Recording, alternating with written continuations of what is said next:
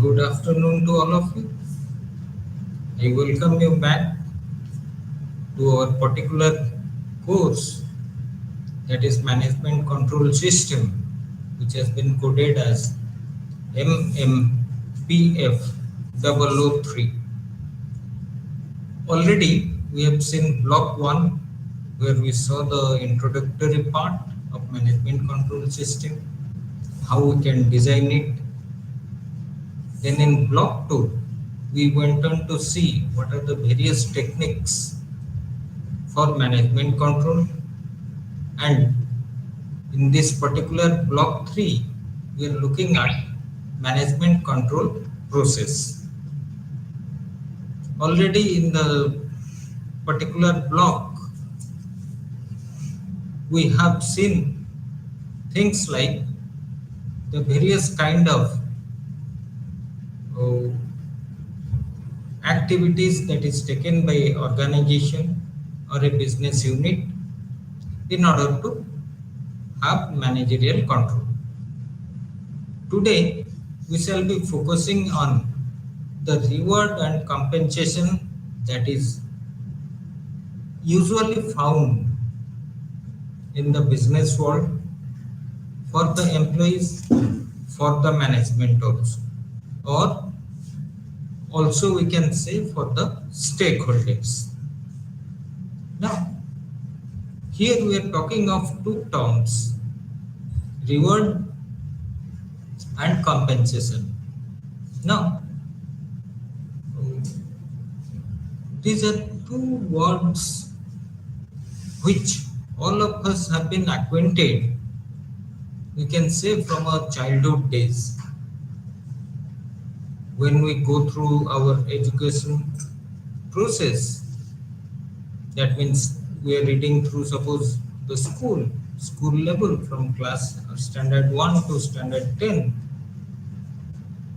Whenever we stood with a rank in the class, that means first or second or third, we may have been rewarded with certain kind of gifts. So the rewards are some kind of things that are given to the particular employee in an organization, either in terms of monetary or non-monetary terms, so that the employee feels that I should work much more hard so that I can always get rewards. That also motivates other employees in the organization, that why should I not get the rewards? That means it allows for a sense of healthy competition among employees. In our school days also, we tried to compete among ourselves, the classmates, maybe students from other school, maybe student from various districts or states, and finally the achievement is reward for getting the top rank in the country. So there always we are rewarded. When we get top rank in the country, we might have seen that we get rewards both in terms of monetary as well as non-monetary rewards, like recognition, like various kind of gifts, etc. So today we shall see what this reward and compensation, how they are given to the employees so that they form a part of the management control process.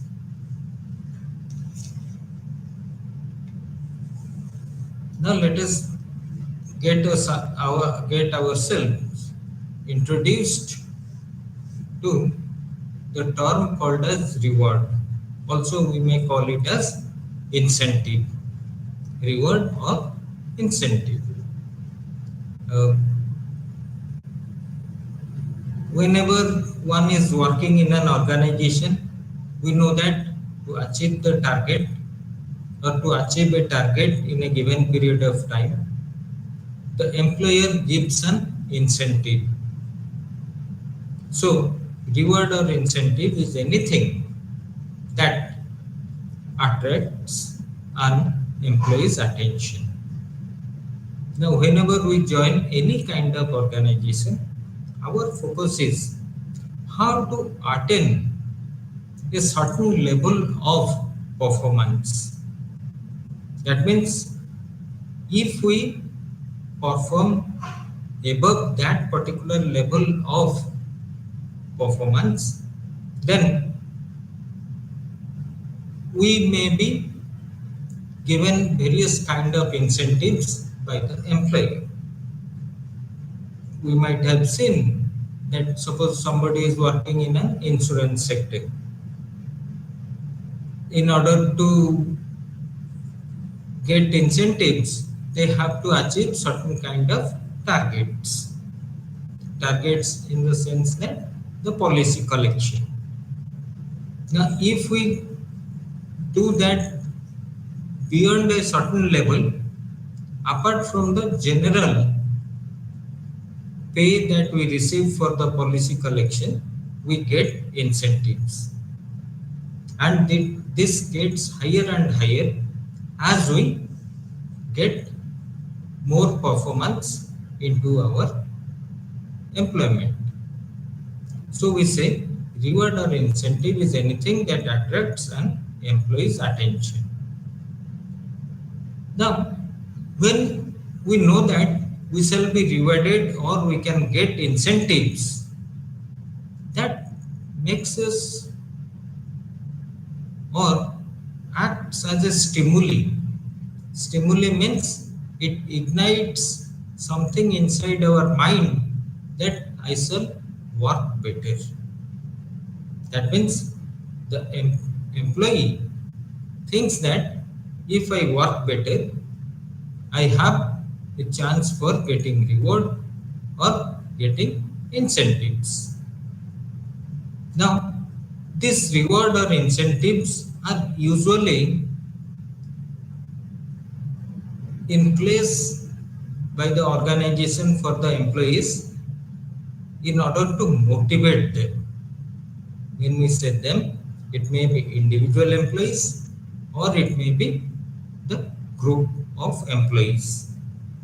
So we say reward or incentive plan or program is there in most of the organization. We can say all the organizations to motivate the individual or the group of individuals for their performance.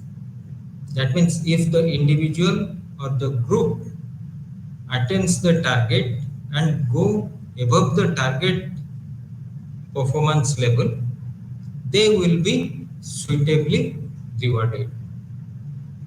And this reward or incentives may come in two types. Either it may be in the cash format, that means the monetary rewards, that means along with the salary, the pay, etc., we get extra monetary benefits as rewards, or we can say non-monetary rewards. When we say non-monetary rewards, it means it may give us recognition, it may give us some kind of stimulus in the form of, we can say, various kind of non-monetary rewards. Now, these rewards or incentives should be properly communicated to the employees. That means before a particular period during which the performance is to be judged, the performance period, the target levels, and the various rewards or incentives to achieve the various target slabs should be properly communicated. That means explained very clearly to the employees of the organization, so that this will help them to work in a focused manner or in a particular manner. Now let us look at what we mean by compensation. Now we know that when we perform better, the end result is that the organization performance overall is also better. So our organization's objective of profit maximization boils down to the performance of the employees. Now, when the performance of the organization is, we can say, better as compared to the previous period, or as compared to similar industries, or compared to industry as a whole, then we say that yes, the performance is becoming better for the organization. So there we try to compensate the employees. Now how the compensation comes? Now apart from the basic salary or the basic pay, we can say the extra time or overtime payment. We can also say, apart from the payment for risky works, like people doing work in the offshore drilling platforms like Bombay High, etc. So apart from that regular income part or the salary, when employees are compensated for their work with some extra, then it makes them feel happy. Any good compensation plan will always make the employees feel happy, because they know that if they perform well, which will boil down to the overall better performance of the organization, they will be having good compensation by a good compensation plan. This creates a sense of happiness inside the employees. Now this compensation should be internally equitable. When we say internally equitable, that means within the organization, the compensation plan should be in such a manner that it does equal justice to every employee according to their performance, according to the targets of their own or the targets of the group.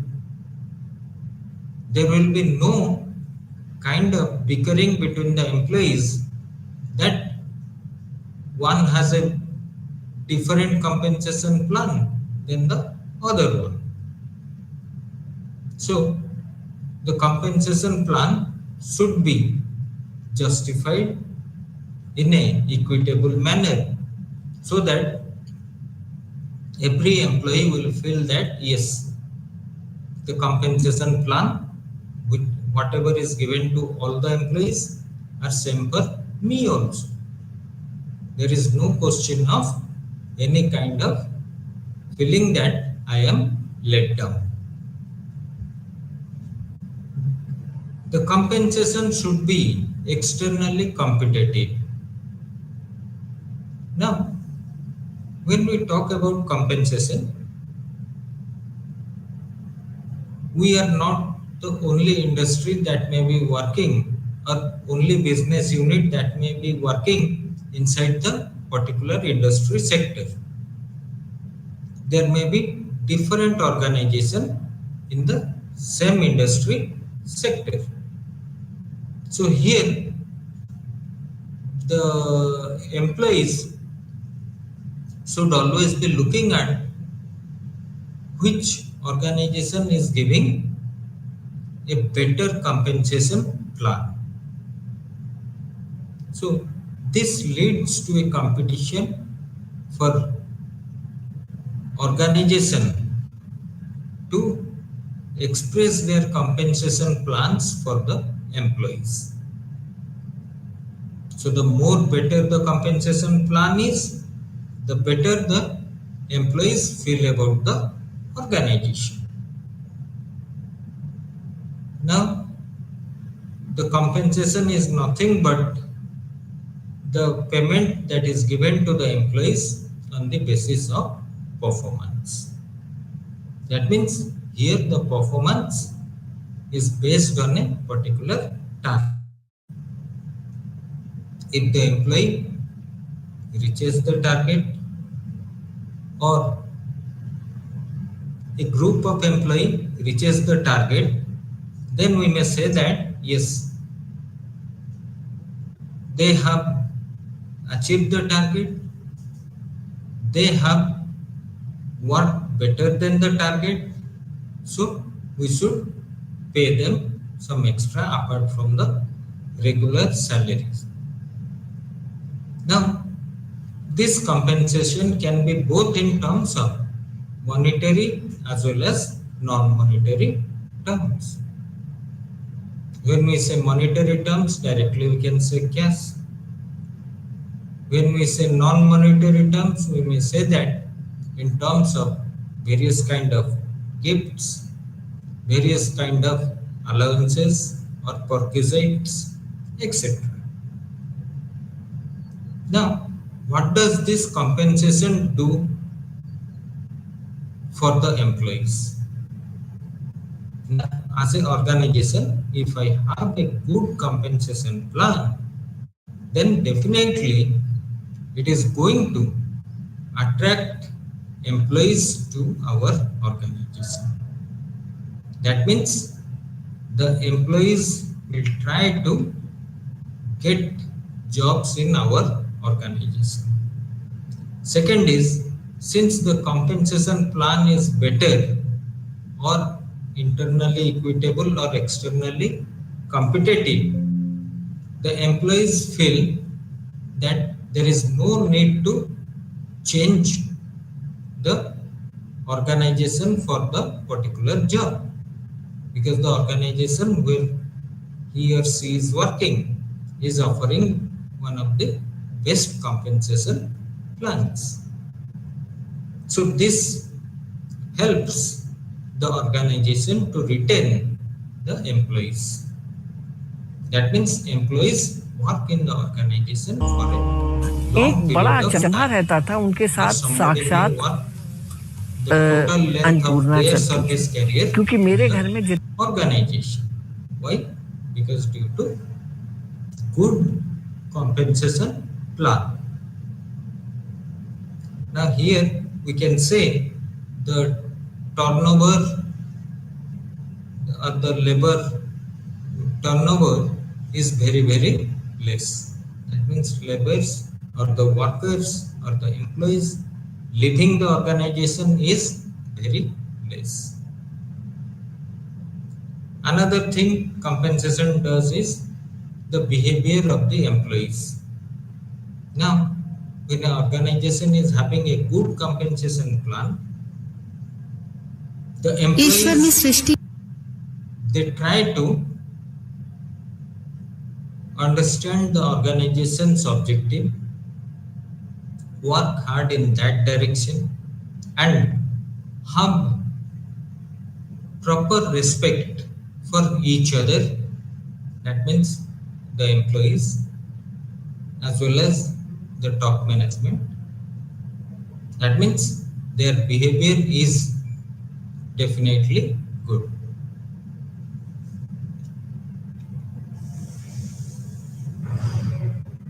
Now, what are the objectives of this compensation and rewards?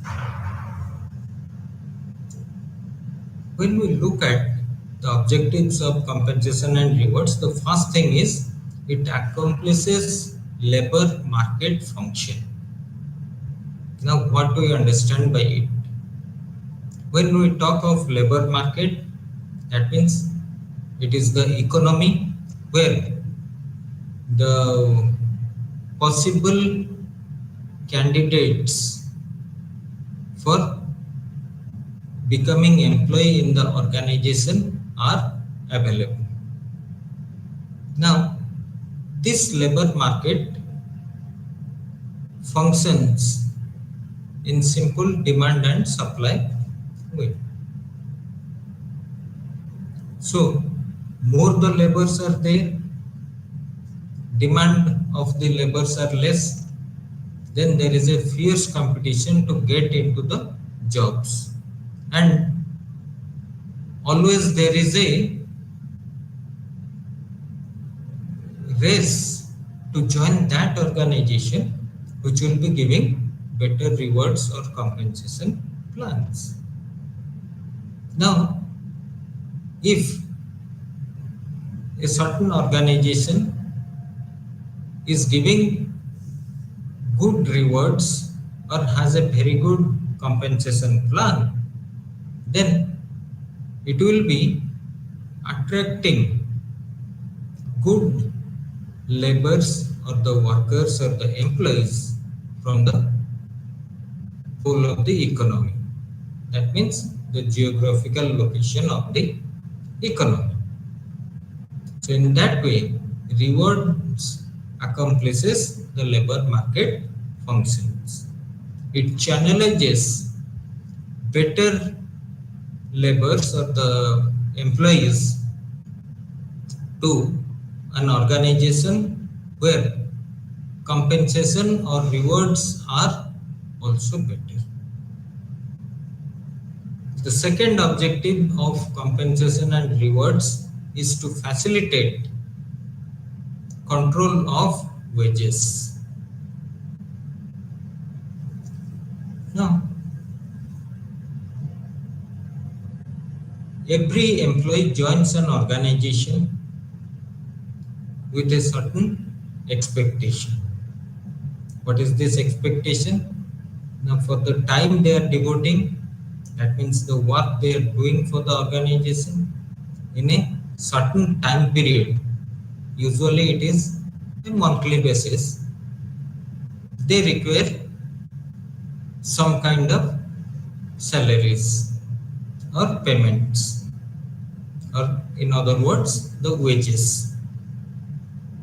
Now, the employees always ask for higher and higher wages. Now, what happens? Once wage has been fixed at a certain level, it becomes very difficult to decrease it in times where there is the economic slowdown or the company's profitability has become lower or economic conditions have become slower. It becomes very difficult to reduce the wages. So instead of that, organization fix wages for the employees. Apart from the wages, they add compensation or reward plans for the employees for their performance. That means they set targets which has to be achieved by the employees. If they achieve that, the targets or the various slabs of targets, they are rewarded according to the slabs that has been set up. So this is apart from wages. So employees get wages as well as the compensation or rewards for their performance. In other words, they get a higher amount of income in their hands. Now here, the question of reducing the wages is not needed. So we say compensation and rewards help to facilitate the control of wages. The next objective of compensation and reward is it maintains satisfaction of human resources. Let us take any employee in an organization. An employee in an organization usually has a need to be fulfilled. When we say need, it may be his personal need or her personal need. So the employee works in the organization in lieu of which they get wages as well as compensation or rewards, using which they can have their housing things, the betterment of their children's, the betterment of their lifestyles, etc. So all these things combine together to form a satisfaction of the human resources. Now, if the employees are satisfied, then obviously the performance will get better and better.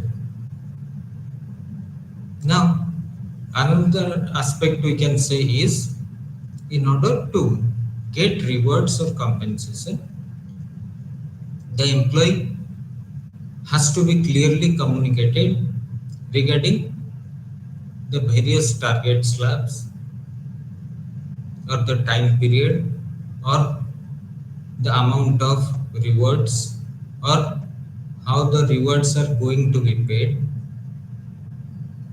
When the employee thinks about the rewards or the compensation, it motivates them to achieve the various target slabs, that means upwards and upwards, so that they can have higher compensation as well as rewards. In other words, we can say compensation and rewards act as an effective motivator for the employees to perform.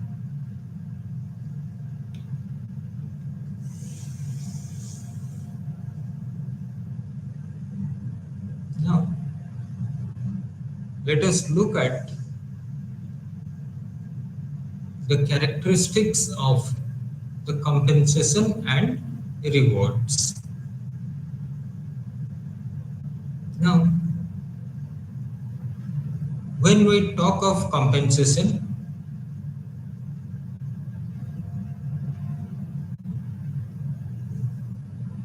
it is the amount which an employee gets for devoting their time, the skills, the expertise, the soft knowledge, so as to perform in a better way and help the organization to achieve its objectives. Now, for that, they need to be compensated suitably. Now, the total compensation for an employee includes usually a predetermined salary with regular increments. Now, if we look at various government posts which are regularized under the government, you will find there are certain scales, that means slabs of salary. So according to our position of employment, we are linked to a particular salary slab. Now, that is our predetermined salary. every year or every time period as fixed by the employee is given a regular increment. Usually it is done on an annual basis. Now, the predetermined salary with regular increments is a must as compensation towards the employee. So, employees join for getting their at least predetermined salary and regular increments. Apart from that, they look at the health coverage. Nowadays, most of the organization or almost all the organization, they are giving health coverage to the employees. Not only the employees, but also to their family members. That means the kids, childrens, or the parents of the employee. Now, this health cover ensures that in case of any kind of health issues, medical emergencies of either the employee or the family of the employee, then the health insurance will take care of it. So here, this makes the employee feel that yes, I am covered by a health insurance policy given to me by the employer of the organization, and this will help me out in case of times of health needs. So it will make the employee feel better. Another thing that is included is pension schemes.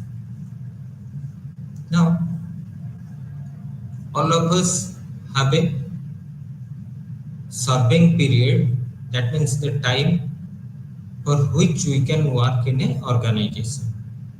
Usually the age of retirement, that means when we have to leave the service, is around 60 to 65 years in most of the services. Now, when we are in service as an employee, then we get regular salaries, regular increments, health cover, etc. But after we retire from the job or the employment, then as an employee, we feel that our salary will not be there henceforth.